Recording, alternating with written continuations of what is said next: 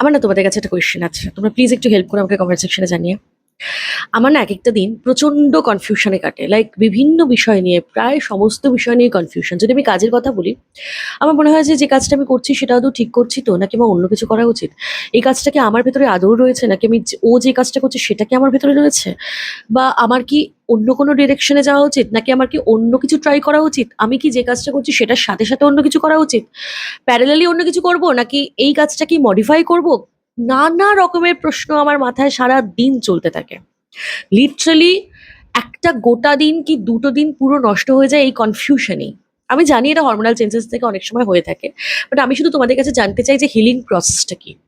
একটা দিন দুটো দিন নষ্ট করে দেওয়াটা তো কোনো কাজের কথা নয়। আমি জানতে চাই তোমাদের যাদের যাদের এই ব্যাপারটা হয়, তোমরা যারা এটা ফিল করেছো, বা তোমাদের যাদের হয়, তোমরা আমাকে বলো যে হিলিং প্রসেসটা কি, তোমরা কি করো ওই মোমেন্টে, তোমরা কি ব্রেনটাকে বন্ধ করে দাও, নাকি অন্য কোনো কাজে ফোকাস করো, কি করো? আমি জাস্ট হিলিং প্রসেসটা তোমাদের থেকে জানতে চাই। Please help me out.